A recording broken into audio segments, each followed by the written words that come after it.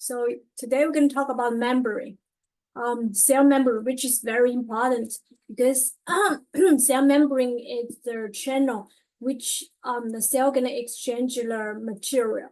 So last time we talked about lipid. One of the very important category in the lipid is phospholipid, and here's the structure, right? So basically, phospholipid, it's like they have like two tailing. This is like a hydrocarbon compound, which is hydrophobic, and then and in the middle, this is the glycerol, and then beside these two strands, the other end was compared to the fatty acid, the phospholipid. One of the hydrophobic strands was replaced by the some kind of phosphate compound replaced, and then which because this kind of composition make the phospholipid structure is like amphipathic. Amphipathic means the one molecule has both hydrophobic and hydrophilic characters. So why we are talking about this phospholipid? Because the cell membrane it's composed of the phospholipid bilayer. So this is the structure of the cell membranes. So they have two layers. So basically, this is one layer. This is another layer. So basically, these two layers they're organized in a very good structure. So basically, outside of the layer, this layer and this layer both are like a phosphate compound, and that's a hydrophilic polar head, because outside the environment of cells, most of them are like aqueous solution. So water is a polar compound. So water would love to interact with the hydrophilic compound, and then that's why this part and this part they're all like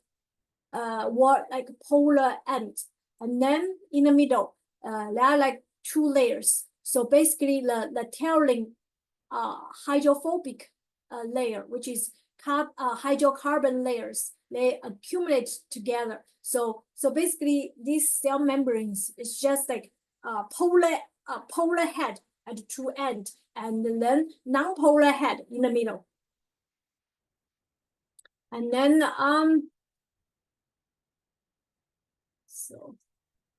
so another things we should mention about, it's like, for example, cell membrane, even though it's composed of the phospholipid, but between these two layers, there are other things existing. There's some kind of protein, and there are some kind of carbohydrate. There are some kind of like cholesterol. So immersed within these two layers. So since cell membrane, it's a very big structure which has a lot of like lipid, protein, and carbohydrate compounds. We can say cell membrane is like mosaic of the lipid, protein, and carbohydrate. So it's a complex of a lot of different type of compounds there. And then actually this model was proposed by scientists in 1972.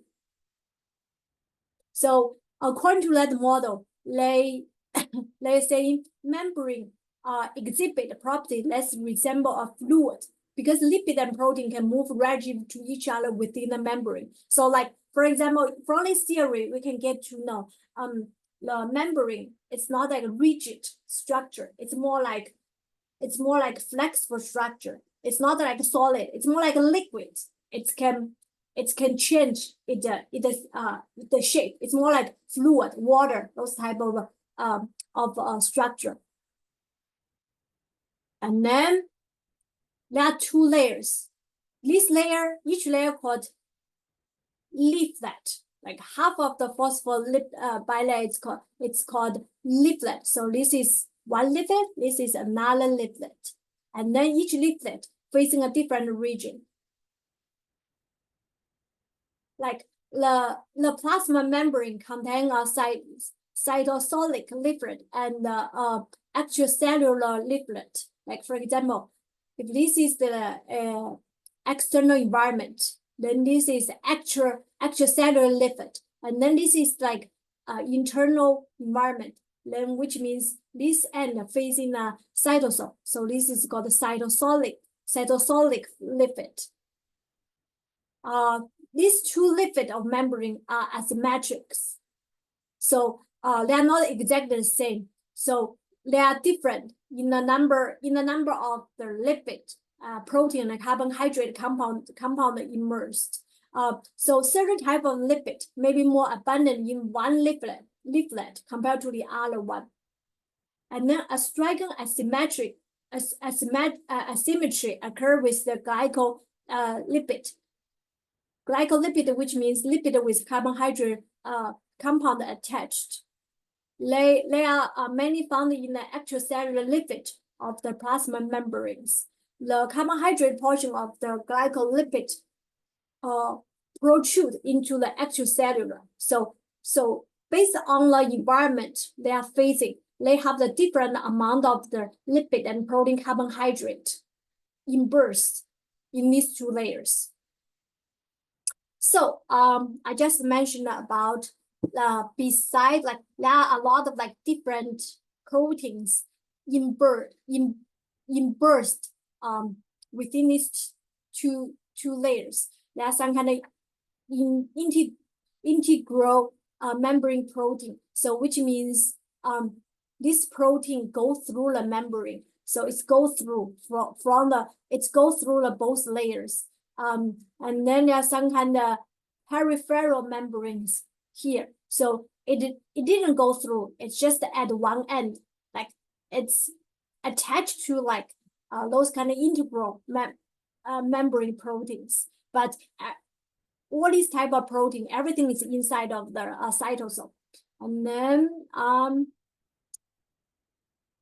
what else? So there are different type of protein associated with membranes.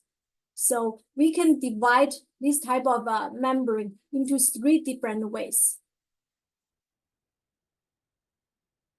So one is called transmembrane protein. Transmembrane protein is the same as these integral membrane proteins. So it goes through these 2 layers. Second category called peripheral membrane protein. It's attached to one of the transmembrane protein, but it didn't go through 2 layers. It's only existing into the cytosol.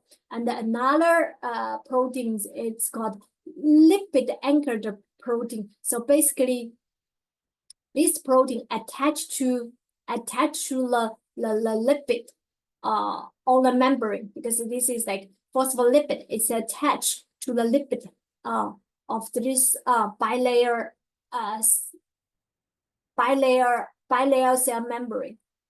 So let's talk about each category separately. So transmembrane protein, which is go through the cell membrane, have one or more region that are physically imbedded in the hydrophobic interior of the phospholipid bilayers. This region, these like transmembrane regions, are stretch of non-polar amino acid.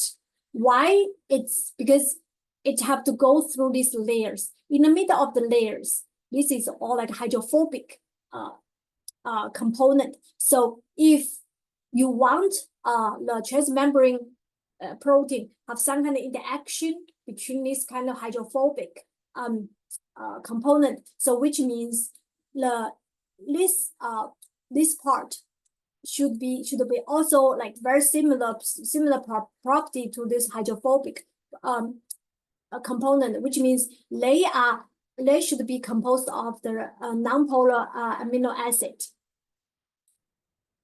And in most transmembrane proteins, each transmembrane segment is folded into alpha helix. Such segment is stable in the membrane because interaction between the hydrophobic component and hydrophobic component of the lipid. And then lipid-anchored protein. A lipid-anchored protein associated with a membrane because it has a lipid molecule that are covalent attached to amino acid side chain within the protein. So basically, this is a protein, but this lipid component will form some kind of covalent bond with the protein. And the lipid tail are inserted into the hydrophobic portion of the membrane and therefore keep the protein firmly attached to the membrane. Both lipid anchored protein and the transmembrane protein are considered to integral membrane protein because they go through these bilayers, and then these integral membrane proteins cannot release from membrane unless the membrane is dissolved within the organic solvent detergent. So, which means they cannot be removed without destroying the membrane structure because they immerse these two layers. They are part of the membranes. So if you want to isolate those kind of transmembrane or lipid-anchored protein from the cell membranes, you have to break the interaction between them and the cell membranes, which gonna destroy the cell membrane structure. Another type is called peripheral membrane protein. So everything is inside of the cytosol. This protein, they didn't burst into the bilayer membranes. They don't have a direct interaction between the cell membranes. So they are non-covalent bound to the region of the integral membrane protein. So there's some kind of interaction between this peripheral membrane protein with this transmembrane protein, but most of the times they're like non-covalent bond interactions. So those kind of interaction always include the hydrogen and the ionic bonds. Okay, so in living organisms, about 20 to 30% of a gene will produce those kind of transmembrane protein. So which means transmembrane protein occupied the big amount of the proteins in the living system because it's important. It's play a lot of important roles for cellular process, like it's help cell to transportation of the cell material. It's help the energy transduction, cell signaling and the secretion, cell recognition, metabolism, and cell to cell contact. So in order to like synthesize those kind of transmembrane protein, it did cause a lot of energy and metabolic machines from the living organism. So actually, this type of like transmembrane protein are very important for the medicine because right now, like for example, I work in pharmaceutical company, so we develop drugs. Like 70% of a drug we are working right now is almost like targeting on the transmembrane protein. So like for example, I work in a research groups. So when we screen the drugs in a pharmaceutical company, so what we did is the first step we did, like for early development, we screen a lot of different option, a candidate of the drugs, trying to find the drugs who has the strongest binding with those kind of membrane protein, because this type of membrane protein has a target for development of drugs. And then, for example, like we know like drug like aspirin, ibuprofen, all those kind of drugs, they already like widely used and already developed very well. Those kind of drugs, they can help relieve the pain and inflammatory conditions. So the mechanism for all these drugs, it's because of the drug combined to the membrane membrane proteins, and then trigger some kind of like some kind of reaction or response in a living organism, like pathways like to cure the disease.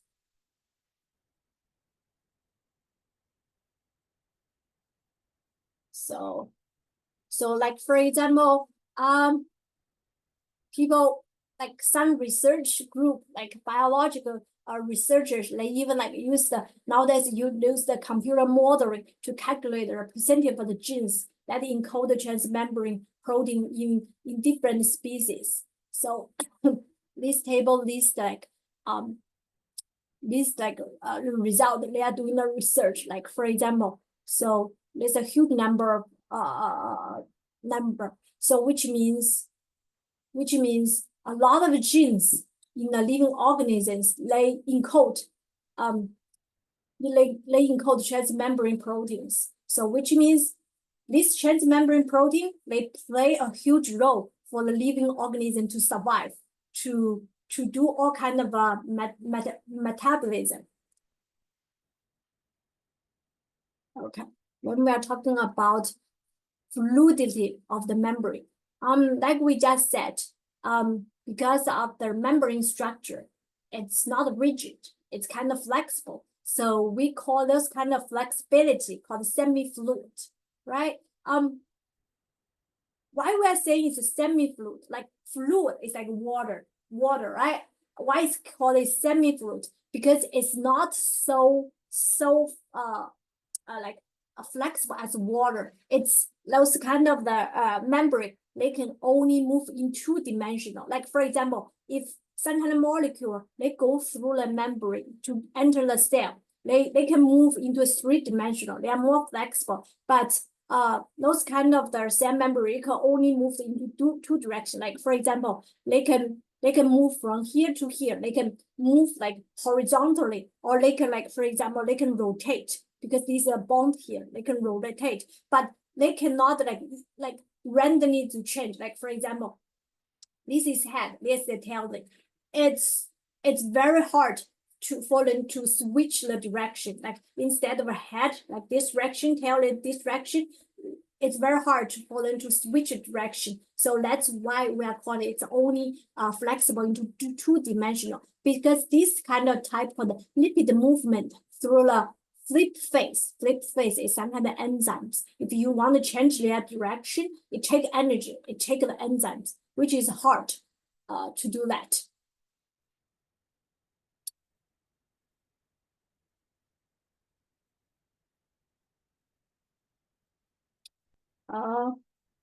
So okay, so like we already know, so cell membrane are composed of the lipid, but the lipid structure, like there are different type of lipid, and the lipid structure would be different, and then lipid composition will affect the cell membrane fluidity. Like for example, how did the lipid structure can affect the membrane's flexibility? First of all, the length, like we said, like phospholipid, they have two ends, like two hydrophobic tailing, and then those two hydrophobic tailings, they could be the different lengths. So like most of the times, the length of the lipid tail would range from 14 to 24 carbon atoms, but like 16 to 18 carbons would be the most common ones. So they found, like research found out, longer tails are able to form stronger van der Waals dispersion force with each other, and therefore so they have like stronger, like they have a stronger interaction between each other, next to each other. So which means make longer tailing can give the cell membrane more rigid structure, which means they are less fluid. In the other end, shorter tails are less likely to interact with each other, because shorter tails, they have a less strong van der Waals dispersion force. Then the lipid next to each other will have less interaction, and then they are more flexible, they are more fluid. So compared to the longer tails, shorter tails are thought to allow transmembrane protein to move more easily within the plane of the membrane.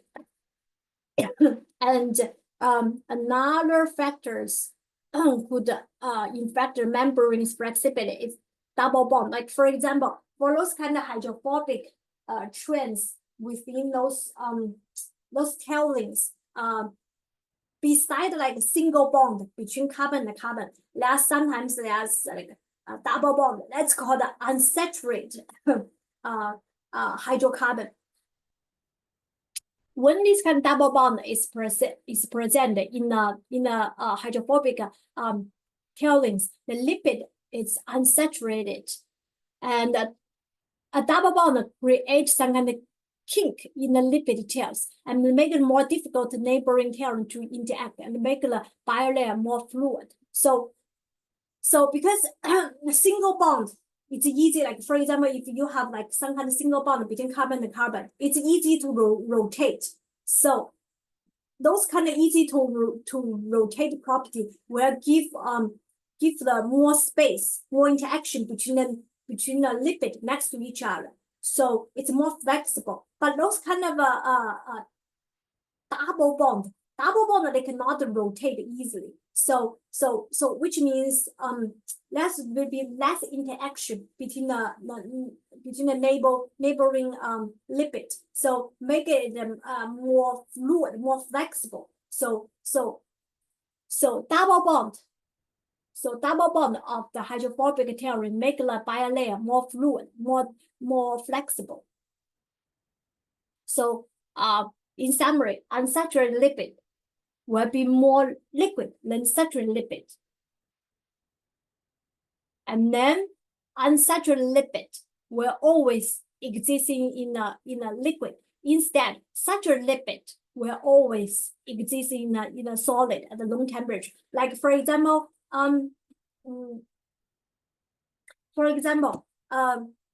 you can compare the melting, like the animal oil and the vegetable oil, right? So nowadays people are very healthy. They use vegetable oil for cooking. So under the room temperature, the vegetable oil always be liquid, right? But animal oil, it's easy to become a solid in the room temperature. That's because animal oil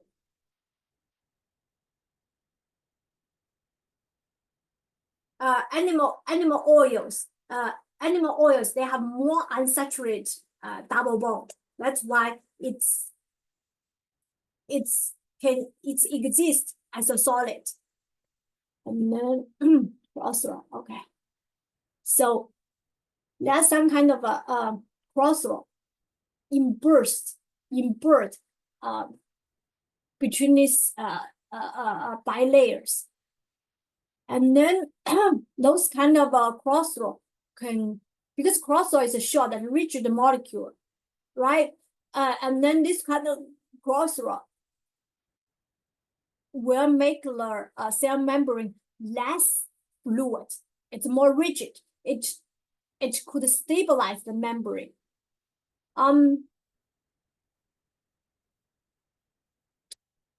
Like at a higher temperature, in a mammal, like animal cells, because animal always keep in a high temperature, 37 degrees, and then crossroad make the membrane less fluid. It's more rigid. Lower temperature, crossroad has opposite effect. It makes the membrane more fluid and prevent it frozen. So crossroad have a different opposite effect on the flexibility of the cell membrane under the different temperature. Higher temperature, crossroad will make the membrane more rigid. At lower temperature, crossroad will make membrane more flexible, prevent its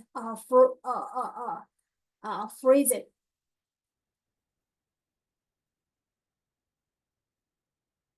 So then we've been talking about different lipid structure, and the crossroad, those kind of complexity of the component impact on the flexibility of the cell membrane structure. Then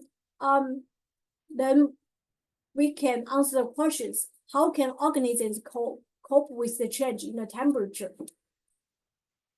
So actual cells, it's very flexible. It can adapt to the change in the temperature by changing the lipid composition of their membrane. For example, when it's getting colder, and then water temperature drops, the cells of certain like fish, they will incorporate more cholesterol into their membrane, make the membrane more fluid. Because I just said lower temperature, cholesterol can help the membrane more fluid, right? If the plant cell exposed to a high temperature, and then which means temperature going up, it will change the lipid composition of the cell membranes to have a longer lipid tail and a few double bond, which will make the membrane less fluid. So basically, cell membrane structure, it's also in dynamic.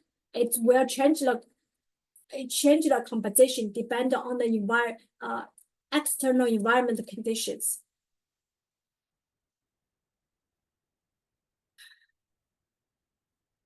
So many transmembrane protein can only rotate or move like horizontally, but some are restricted in their movement.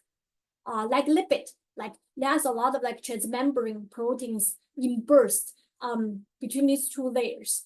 Like the lipid, those transmembrane proteins can also rotate and move horizontally throughout the plane of the membrane. But because of a protein, they are larger than lipid. They move within the membrane at much slower rate than the lipid. And then sometimes I just mentioned about flip-flop, which means the lipid end and the tailring, they can switch. That's called a flip-flop. Can happen to a lipid, but this kind of phenomena can never happen to the transmembrane proteins, because proteins they contain the hydrophilic region that project out from the phospholipid bilayer. It would be energetically unstable for the hydrophilic region of the membrane protein to pass through the hydrophobic portion of the phospholipid bilayer. And this chart, they tell you like how science measure the movement of the membrane proteins. So how do they do? So first, they add some kind of agent. They make this is like a cell from the animal mice, and then they fuse with the cell from humans. They become like a fuse, and then this green dot represent the transmembrane protein from the mice cell, and then this red dot represent the the transmembrane protein from the humans. So after then they diffuse, and then what they did first, they lower the temperature to 0 Celsius degree, right? At the lower temperature, the flexibility of the cell membrane will become less. They're more like rigid, right? And then they add a fluorescent labeled antibody, and this what's called fluorescent labeled antibody. It's like antibody. This type of antibody can only attach to the membrane, which is from mice. It won't attach to the protein.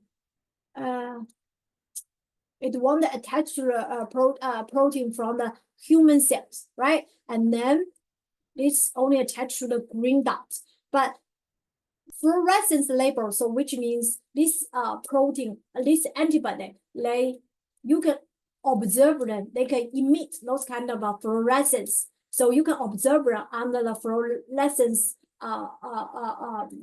photometer. So you can see it. So under because this is like a 0 degree, lower temperature. So the cell membrane is very rigid. It can, so the membrane cannot move. So you can observe this protein, it's unstable to move and then remain in the one side. It's only here. But when you increase the temperature of this fuse the protein because 37 degree under a high temperature. So cell membranes, they are more flexible. They are easy to move, right? Instead of onto the one side, you can see this antibody. It could be everywhere on these fusion cells. So from this experimentation, you can see that cell membrane is rigid on a low temperature, but under a high temperature, it's very flexible. It can move.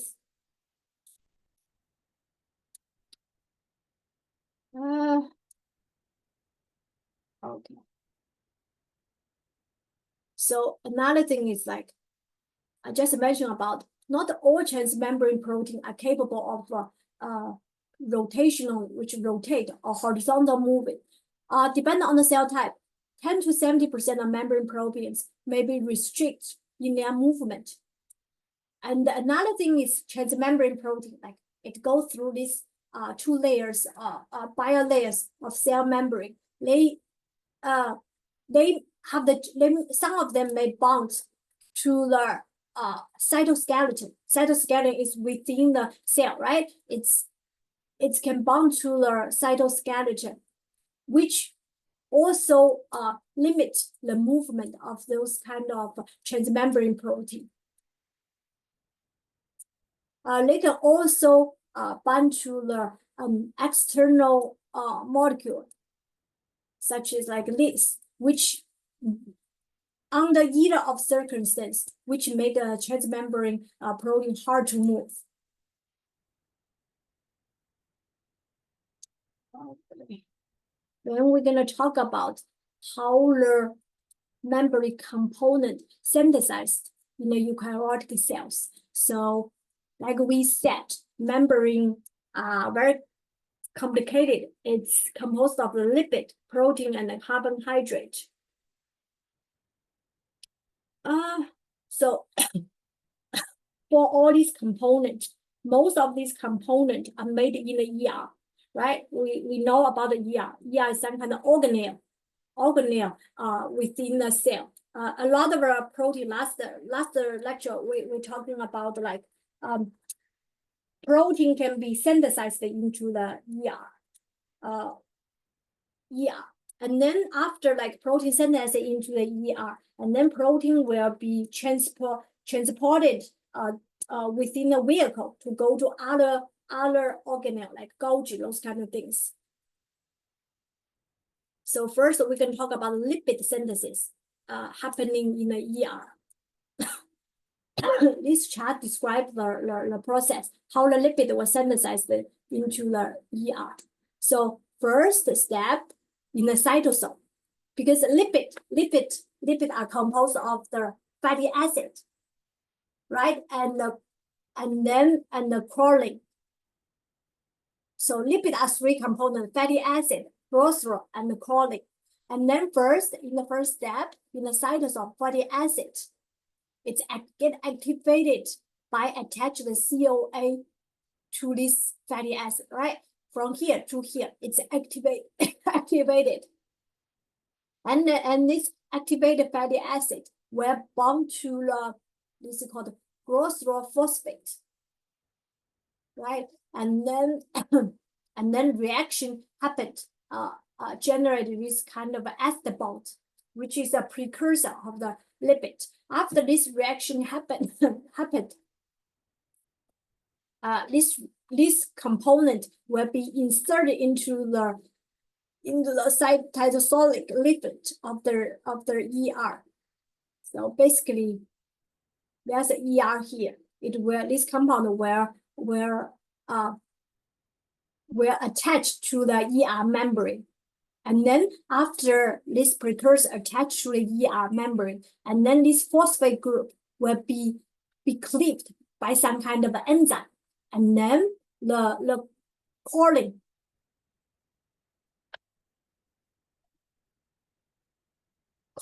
will attach to this part. Chlorine is that's polar end of the lipid. It will attach to this end. And then And then that's how the lipid was synthesized. But like, pay attention, there's like lipid in this layer and this layer. But for this layer, this is like cytosol. This is like inside of a cell, right? So it's synthesized there in the ER membrane, so it will cooperate into the cell membranes matrix. But this is like outside environment. There are also like lipid on this side. So after the lipid will generate within inside, this kind of lipase, this enzyme will transfer the lipid synthesized in this side into this side, and then both sides will have those lipids.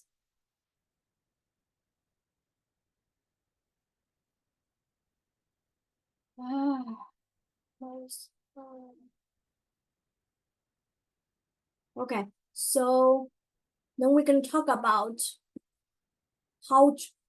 Then we talk about the lipid synthesis, right? On the for cell membranes, beside lipid, there are some kind of transmembrane proteins. Then we're gonna see how transmembrane proteins were inserted into the cell membrane.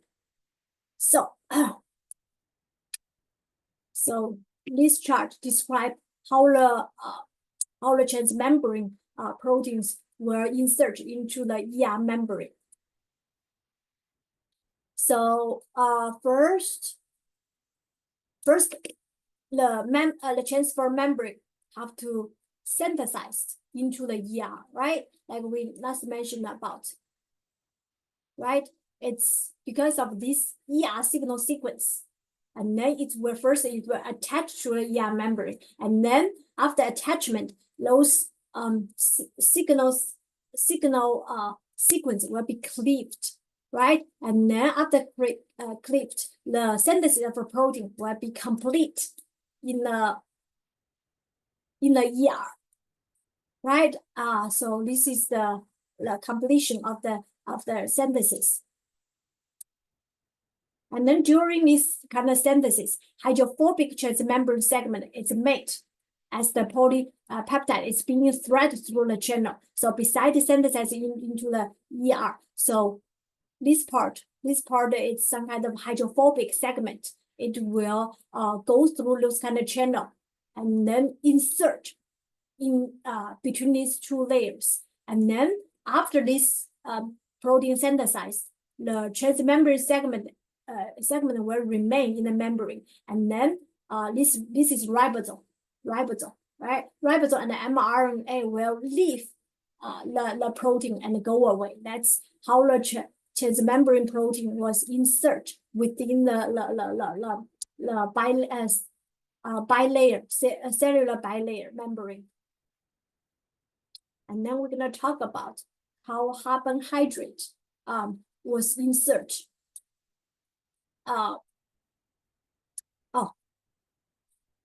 Okay. How the that's called the modification of the protein. So a lot of like a protein insert between the cellular bilayers, it have a lot of modification. One of the example of a modification is attachment of carbohydrate to the protein. That's called glycosylation. Glycosylation just the process of the covalent attachment of carbohydrate to a lipid or protein, right? And then after modification, this type of the modification, the protein can be called glycoprotein, right? So like this chart described how this kind of a modification happened to transmembrane protein. So first, before the glycosylation of a polypeptide, this is sugar, because this is sugar, right? This sugar is built onto a lipid in a ER membrane. So basically, this sugar was synthesized into the ER membrane, right? Because it's needed first to synthesize it, and then it can be attached to here, right? First, it synthesizes into on the ER membrane, and then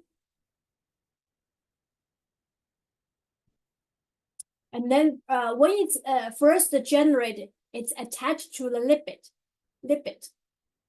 through the 2-phosphate, and then because at the end those green part need to attach to the amino acid, so it has to be cleaved between the sugars and the lipid, and then it can transfer here. So there's some kind of enzyme called oligosaccharide transferase will remove the carbohydrate tree from the lipid and transfer it into the asparagine in the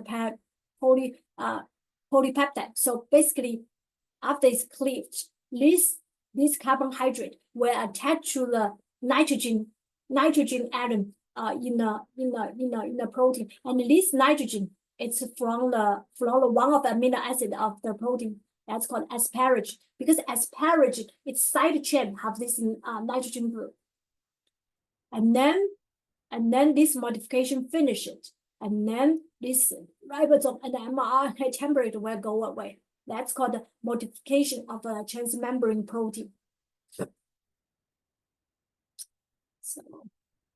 So actually, this type of a modification, glycosylation, is very important for the transmembrane work, because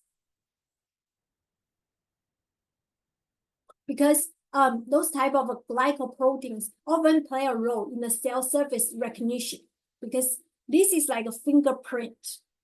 When some kind of a cellular sequence and some kind of a molecule have to attach, they have to take this as a signal to find the right attachment. That's called cell surface recognition.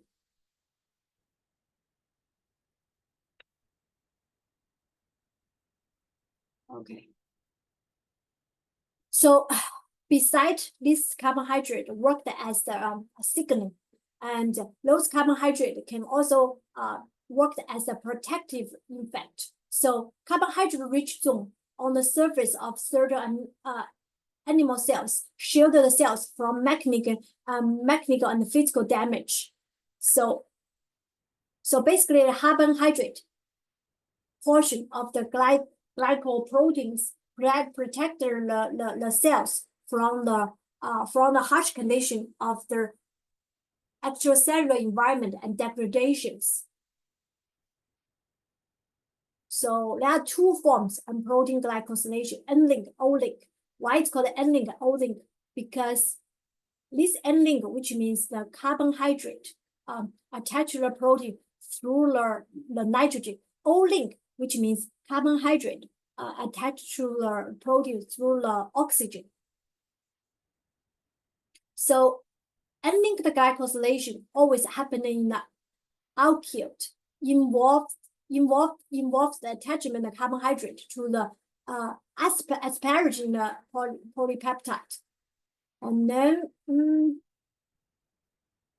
so for those kind of N-linked glycosylation, always this is the carbohydrate they're gonna attach. Almost this carbohydrate most times is composed of the 14 sugar molecules, so there will be 14 here. Each dot represent one sugars, so most times there would be like 14 dots here.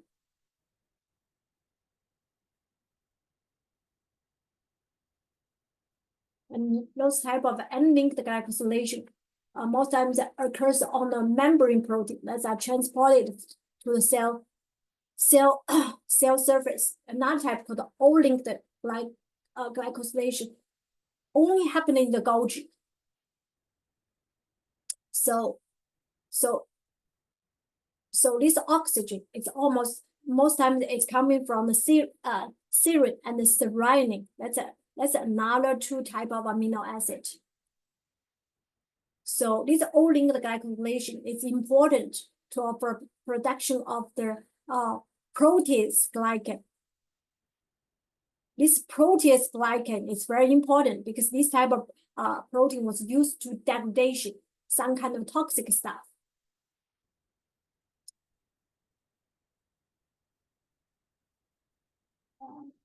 Then we are going to talk about the membrane transportations. So like we just said, this is like this is the external environment. This is internal cell environment. So cell membrane is just a barrier between outside of the cell and the inside of the cell. So there have a lot of like frequent material transportation between these inside and outside. So then how does this kind of material was transported between these two inside and outside environment? There are several ways. There are some like simple diffusion, facilitate diffusion, and activate transporter. Let's talk about it one by one. Simple diffusion occurs when a substance moves across membrane from an area of high concentration to one lower concentration by passing directly through these bilayers. This direction movement is also referred to a down concentration of a gradient. So, which means in these two sites, this molecule, their concentration is different. So molecule will move from the high concentration part to the low concentration part, right? So under these kind of circumstances, everything is just simple. It's like a diffusion from high concentration part into a low concentration part. Then like we don't need any like transport protein helped. That's very simple. And then another transportation method way is called facilitated diffusion. Under this kind of diffusion, a transporter protein provides a passageway for a substance to cross the membrane from area of a higher concentration to one lower of the concentration. So, like for example, even so, under such kinds of circumstances, the molecule is in higher concentration here, lower concentration here. But even so, there's like some kind of concentration difference. But this molecule cannot just like the first one go through. It needs some kind of this protein, membrane protein help. So it have to go through this kind of tunnel. It cannot like easily go through between this kind of lipid. It needs this type of like protein called the transport protein. It needs help from the transporter protein. And then both simple diffusion and these two types, simple diffusion and facilitated diffusions, all belong to passive transporter. Why we're saying it's passive? Because the movement of substance across the membrane from an area of a high concentration to one lower concentration, which doesn't require input of energy. So basically, the driving force for these two types, it's all depends on the concentration different. It doesn't need actual energy to help these two transportation going. But the other type, it's called active transport. Why is that active? Like compare this is passive, it's active. So it's move a substance from area from the low concentration 1 to higher concentration with the aid of the transmembrane protein. So it's the opposite, right? So this move from higher concentration to lower concentration. So this direction movement, it's against a concentration gradient. So it needs the energy input. It needs ATP. So for this type of active transporter, it needs the ATP help to move from high concentration to move from lower concentration to the higher concentration. So ATP was consumed. ATP will convert into the ADP and the phosphate.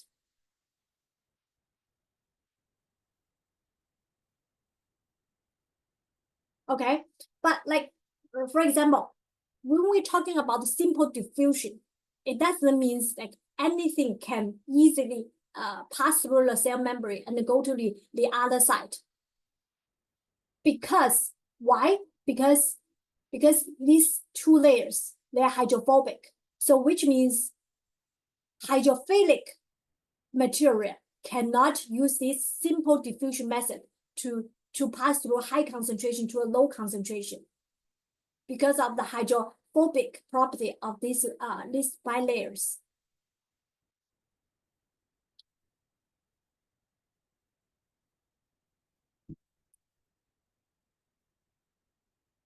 So there are like several factors affect the ability of the solid to pass through the phospholipid bilayer size.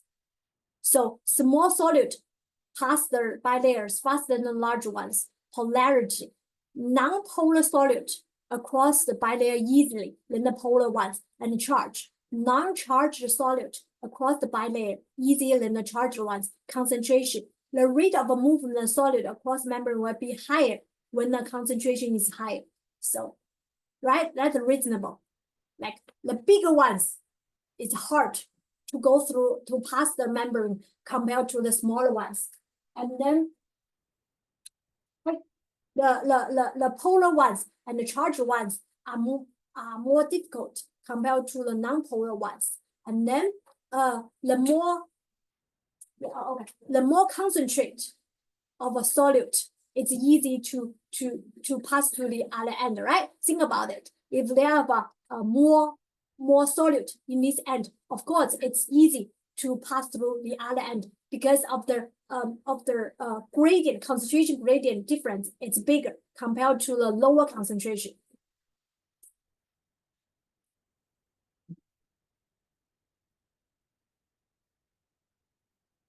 So, okay, so in this chart, they give you the order like for example from the order of the substance, like from the high permeability to the lower permeability.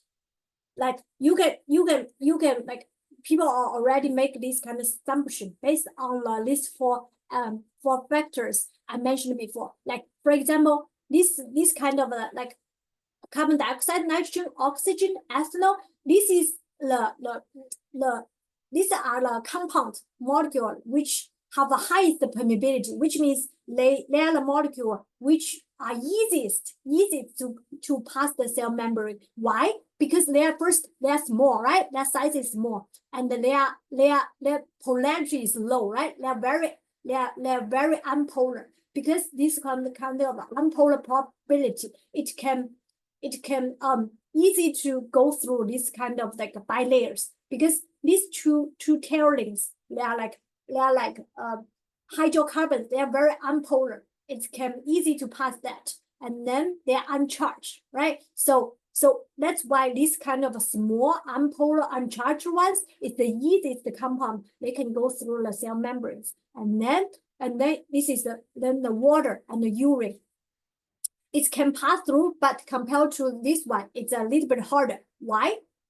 Because it's polar. Because the water is polar, and then it's a little bit harder to pass these bilayers.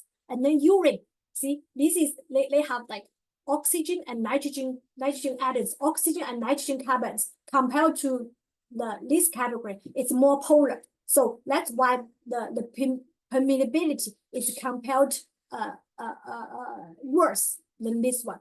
Okay, and then sugar is polar, it's big, right? Compared to the water and the urine, they are polar too, but sugars are bigger than the water and the urine. That's why compared to the water and the urine, its permeability is lower. And then this type of compound, they have the lowest permeability. What? So first category is iron, because they are charged, right? Like I just said. The more charged, more difficult to go through the cell membrane, right? Amino acid is also charged, and the amino acid compared to those kind of small iron, they're bigger, right? They're charged and they're bigger, so they're more difficult to go through. And then ATP is also polar. It's polar because ATP have a phosphate on it, so which means it's charged. It's bigger than the amino acid. It's harder, right? Protein is bigger. It's more charged. It's more difficult. So polysaccharide, it's charged. and then DNA, RNA, they're bigger and charged. So in summary, from top to the bottom, so why it's more and more difficult to permeable, because it's getting bigger, it's getting bigger and getting more charged, it's getting more polar. That's why from top to bottom, the permeability it's lower. So we can talk about the cells maintain gradient across their membranes.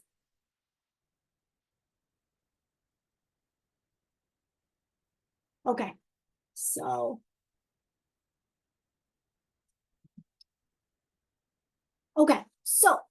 like for example, living organisms, they have to keep their internal system constant, environment constant, right? Like they cannot be easily infected by the external environment. Like for example, if a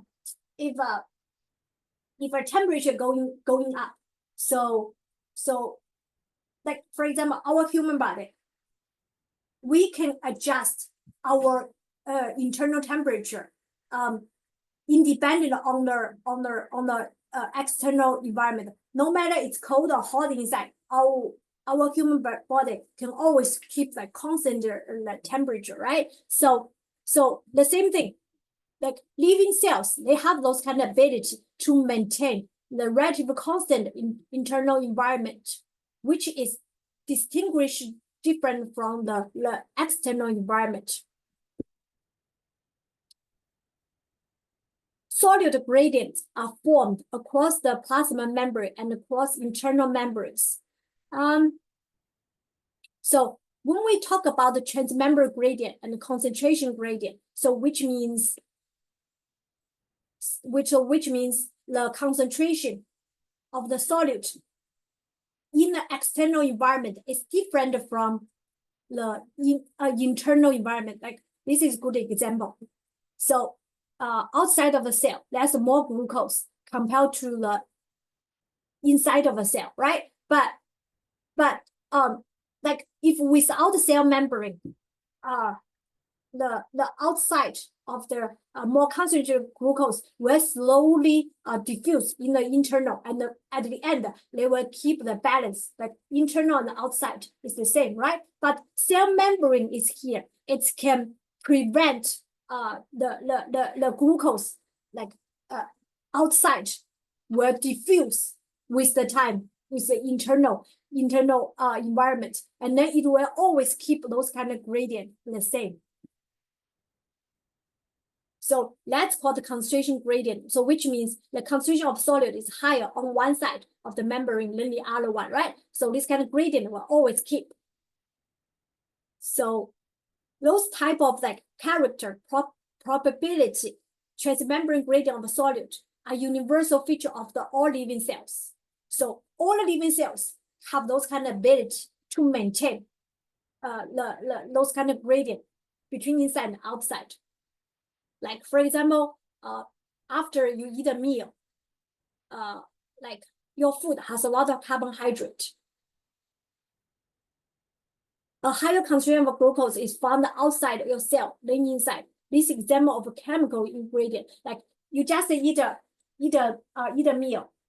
So in your stomach, there's a lot of carbohydrate, sugars from the food. But even so, outside of the cells, there's a huge high concentration of the glucose. But inside of your cell, still be the concentration of the glucose will still be the same, keep it constant. So cells have those kind of capability to keep those kind of gradient. Right? The same thing for the sodium, right? This example just for glucose. This example for ionic iron. Why this ionic iron is different from glucose? Because this ionic compound, they can build up an electrochemical gradient, right? Because they are charged. Because of the charge difference between the internal and the outside environment. So there would be this kind of electrochemical gradient existing between these two sides.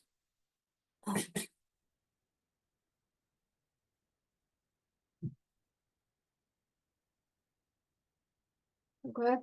And then we talk about another feature of cell. Of the cell. First, they're talking about like maintain a gradient property, and then another property of the cell. It's called osmosis. What is osmosis? Osmosis is the movement of water across a membrane to balance solute concentration. So before we are talking about the osmosis, we're gonna give you some kind of like isotonic and hypotonic, those kind of concept. And what's isotonic? When the concentration of a solute on both sides of the plus membrane are equal, the two concentration of that said isotonic. So what's that mean? So this is the cell membrane. This is outside. This is internal of a molecule. And then there's the same solute in both sides. If like the concentration outside, it's equal to the concentration of a solute inside. So which means we can call this kind of circumstance called isotonic. Right? What's kind of called hypotonic? When the concentration of the solute outside of the cell is higher than the outside of the cell, the hypotonic. So this is the outside of the cell. This is inside of the cell. You can see the outside of the cell, the solute concentration it's higher than the inside. Then we can see we can say the this phase outside of the cell, it's hypotonic compared to the inside of the cell. It's called hypertonic. Another one called hypotonic. Why is that? HYPER. Another one called HYPO.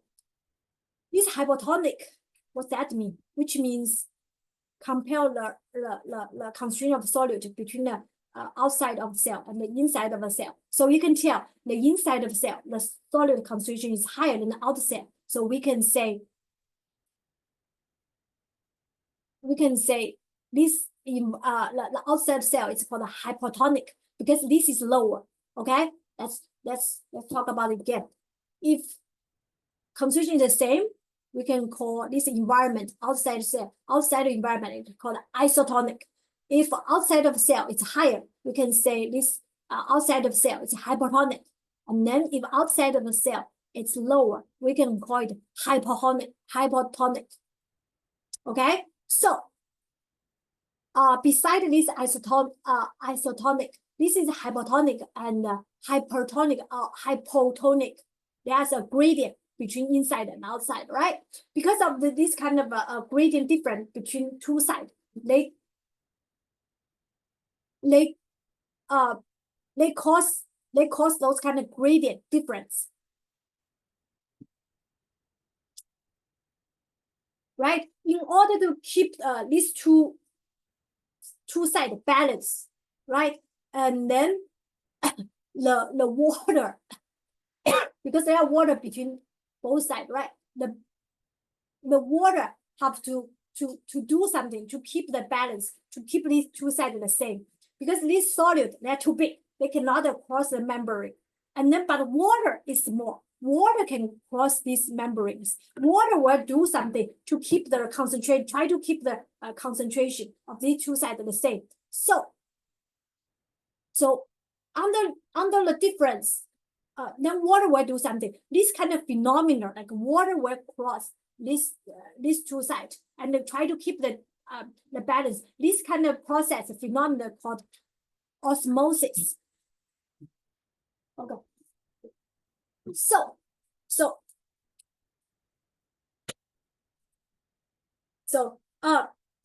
let's talk about one by one, because under this kind of hypotonic, so which means the left side, which is outside concentration is higher than the right side, which is internal. So the balance have to keep between each other. So which means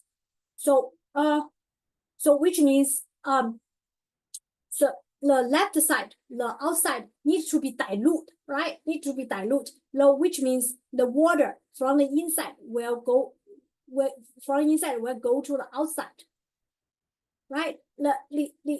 So the water will move from the right to left under the if it's hypotonic. But for the hypotonic on the third conditions, and then water will move from left side to the right side, right? To dilute the internal ones. So the summary here is the final result of osmosis is that water gonna move across the membrane from lower concentration to the higher concentration, right? So here, this is low, this side is low. So water will move from right to left, from lower to higher. And then for this one, water will also move from lower concentration to higher concentration. So this time it's from left to the right. That's called osmosis. So here it gives a good example about how osmosis work, right? Okay, let's talk about this osmosis phenomenon in the animal cells.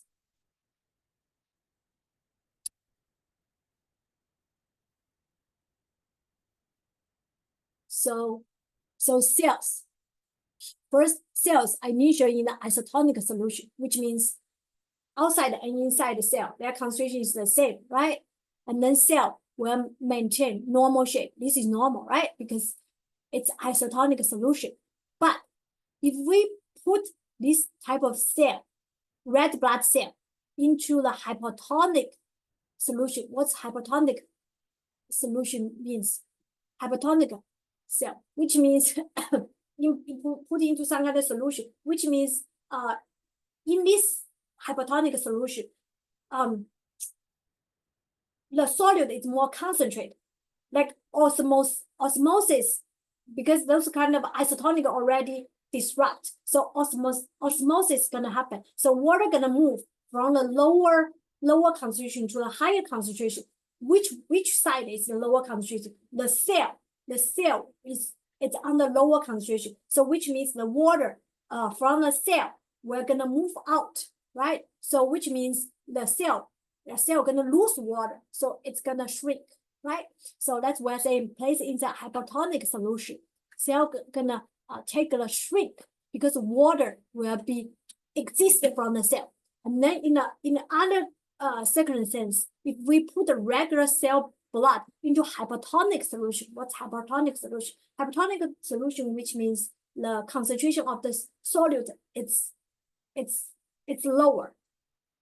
So water will always moving from the lower concentration to the higher concentration. So water will move from the external environment to the internal environment, right? So which means cell will getting more and more water, and then the cell gonna swell, gonna explode, right?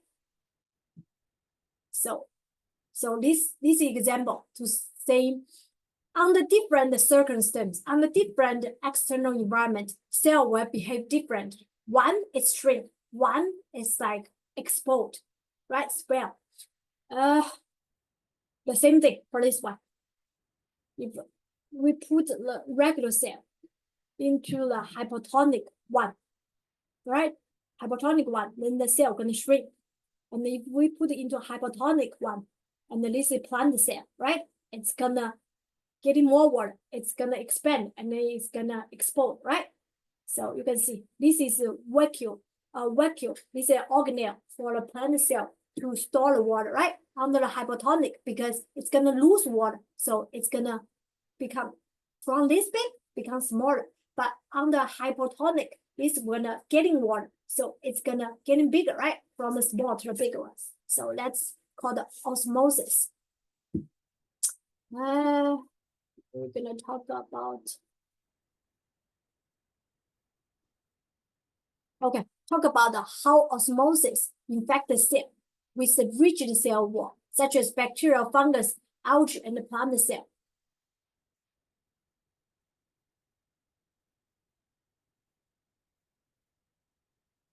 Oh, okay. It's the same thing. So shrink, this kind of phenomenon shrink, which is also called plasmolysis, right? Because it's gonna shrink. It's losing water.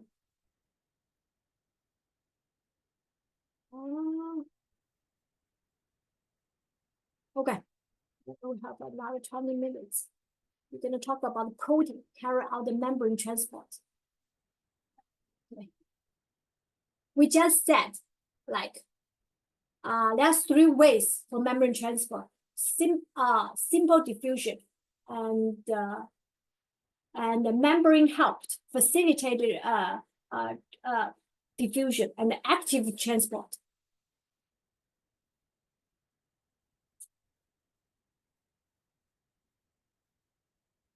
So then we're going to talk about like the second category, which is facilitated, because it's facilitated diffusion. It's needed help from the channel proteins. How does this channel protein help for the facilitated transportation? So actually, this picture shows the details about facilitated transportation. So basically, protein work as a channel, and it provide open passageways for solid movement. So what is channel? Channel is a transport membrane protein that form the open passageway for the facilitate diffusion of the iron membrane across the membrane. So solid move directly through a channel to get to the other side, right? When channel is open, the transmembrane movement of the solid can be extremely rapid. So first, it's closed, right? Under some kinds of circumstances, the protein will change its configuration, and then the gate will open. Then the iron or material from inside will go to the outside.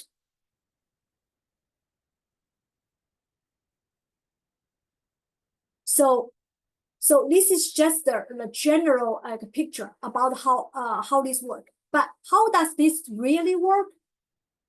So this kind of gating involves the direct bonding of a molecule to the channel protein itself. So basically, the substance which you want to transport will bind to this kind of protein. And then because of this kind of bonding, the protein will change its configuration.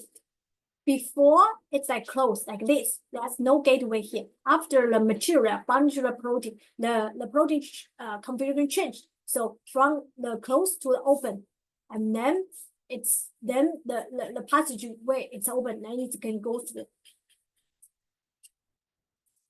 So this kind of a material they called ligand, because only this ligand bound to the protein, the channel can open. And this kind of bonding, most time is non-covalent bonding. We can call this kind of a molecule which help the protein open the channel for the ligand. Most times it's a hormone and neuron transmitter. This kind of ligand. Those ligands are very important in the transmission of the signal between the neuron and the muscle cells, between the 2 neurons.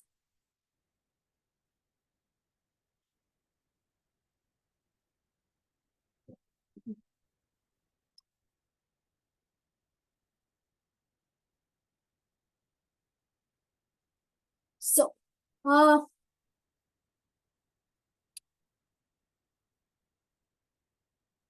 so this is another example. How those kind of a ligand work. Sometimes like this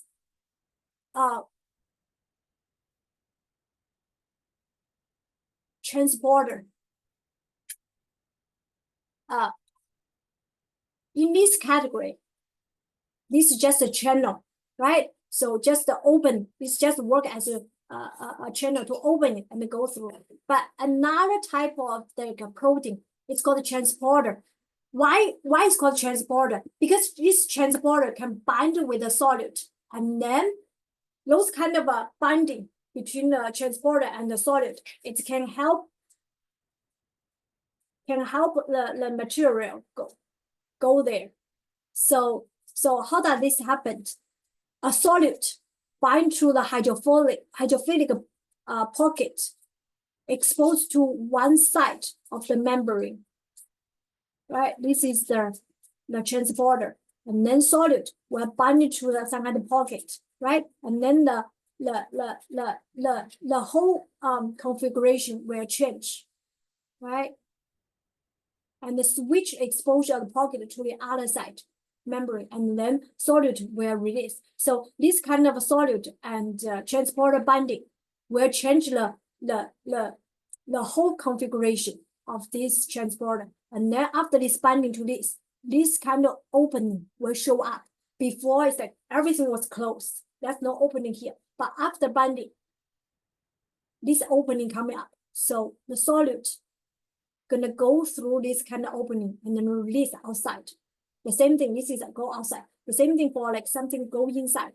So this solid will binding to this kind of transporter, and then this kind of opening showing up, and then the solid will leaked out from this kind of opening to go inside.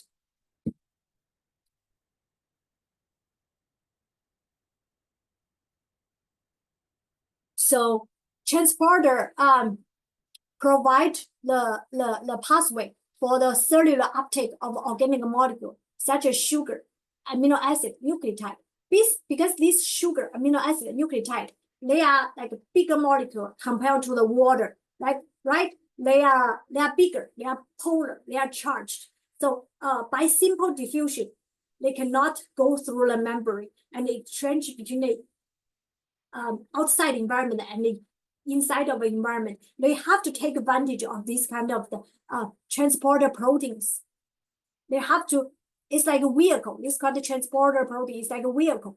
Only those sugars are binding to that kind of transporter, and then they can be inside of the molecule. And then, like in animals, those kind of proteins, transporters can also help them to take up other like even bigger molecule. Hormone is even bigger molecule than the sugar, amino acid, and the neurotransmitter.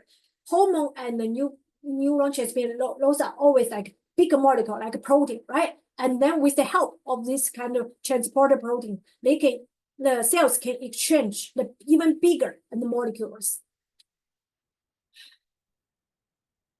So like this type of a transporter protein, they also play important roles in export. Waste product of cellular metabolism must be released from the cell before they reach the toxic level. So, like for example, this kind of transporters, they can help our cell to get rid of the toxic stuff. They can remove lactic acid. Lactic acid is a byproduct from the muscle cells during the exercise. There are other type of transporters. They can help to move the ion transporter, help move the ion. And then this kind of like ion transporters play important roles in regulating the pH, controlling the cell volumes. Transporters tend to be slower than the channel, right? Because channel is easy.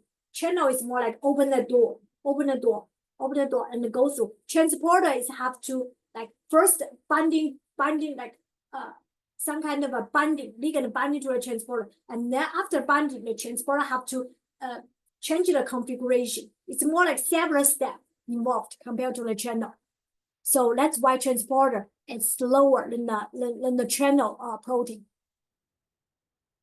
And then there are transporters can be categorized into several different categories according to the number of solutes they bind and the direction in which they transport. That's for the uniporters, only bind to a single ion or molecule and transport it across membranes.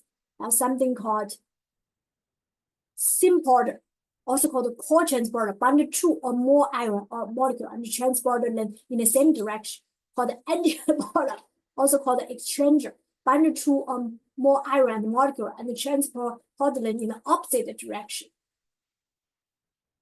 Right? This is the uniport, a single molecule moving into one direction, right? And then symporter, two solid move in the same direction, right? It have to involve two ligand. One is help to bind into the transporter, and then after binding, and then the opening come up, and then the one of the solute have to release, right? This ligand have to stay there. If this ligand go away, and then the protein will go back. Let the opening won't open. So that's the difference between these two. This once binding is immediate release. This one has to keep one ligand there to keep the opening configuration. This is called the symporter. So right, and then once it's ligand bind, the configuration change. But one go inside, another one go to the other side. This is called the antiport.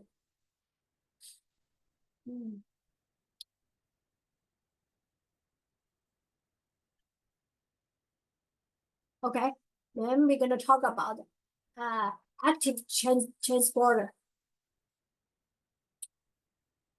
Active transporter is moving the solid against the gradient.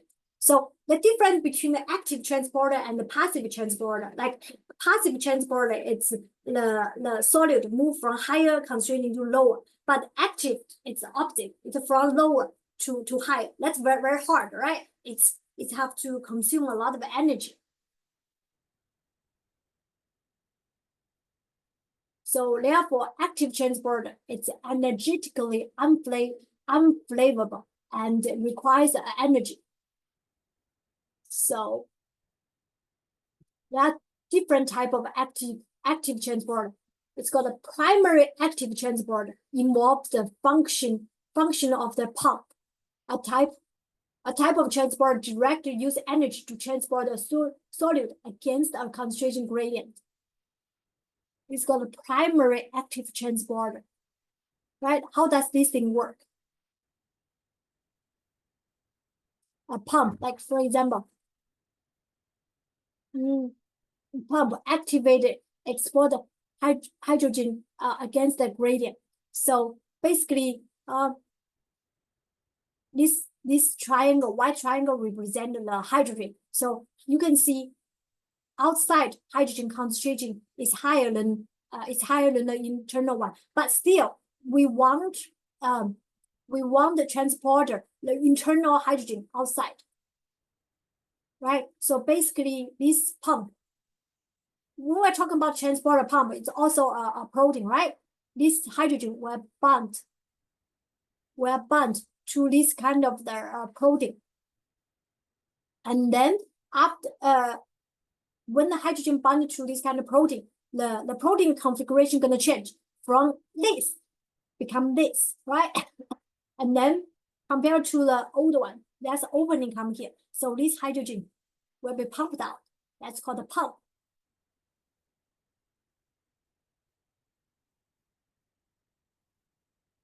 And then it have to take the ATP as energy to pump out hydrogen internal to outside.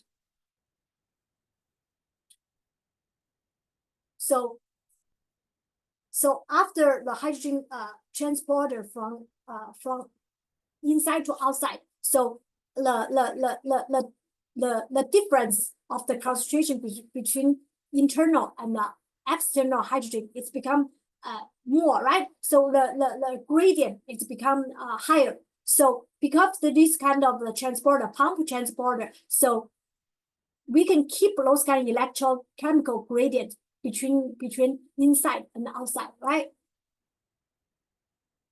And then there's another type of the transporter called the secondary active transporter. It's different from the first one. It's a process in which pre-existing gradient drives active transporter. of another solute.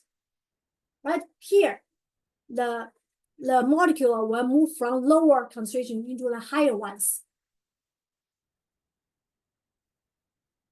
But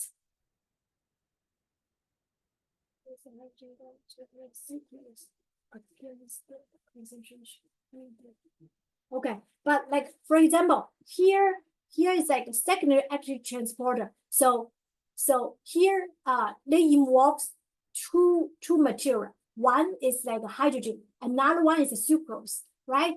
Here is like hydrogen, because hydrogen gradient is higher outside and lower inside, right? And then because of the those kind of the hydrogen concentration gradient is a driving force for transporter of the glucose, right? Glucose, they want to move the glucose from outside to the inside because, right? Because they take advantage of the gradient difference of the hydrogen. So first, the hydrogen will bind to both the hydrogen and the glucose will bind to this kind of protein, right? And then after binding, this protein configuration will change, and then the hydrogen and both hydrogen from outside will release to inside. So the difference between these two, it's here we want to transport the glucose. Here is just transport the hydrogen, but the glucose, the transportation have to take advantage of the hydrogen, right? For this type of secondary active transporter, the glucose cannot transport between these two phases without the hydrogen, right? And then those kind of like hydrogen gradient difference is the driving force for the transport of the glucose.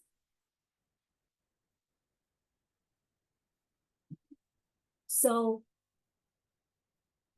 this is all secondary active transporter, also called a hydrogen proton solute symporters. Why it's called symporters? Because it involves of two component transportation, right? This is very common in bacteria, fungi, algae, and the plant cell. Because here hydrogen pump, hydrogen gradient, it's important for this type of a transport. And then in animal cells, they don't use the proton pump, they use the sodium pump. So this kind of symporter enables cells to actively import nutrients against the gradient. What do you mean? Against gradient, which means transporter transport the material from lower concentration to a higher concentration. Let's say it's against that gradient. This protein uses the energy stored in the electrochemical gradient of the hydrogen and of the sodium to power the movement of organic solids such as sugar and amino acid and other necessary molecules. So why this kind of a proton or sodium gradient is important? Because in order to transport those kind of glucose against the gradient, they need the energy. Where's the energy coming from? It's coming from the hydrogen and the sodium, those kind of a gradient. So hydrogen and the sodium, those kind of gradient difference provide energy for this type of the secondary active transporter of the glucose.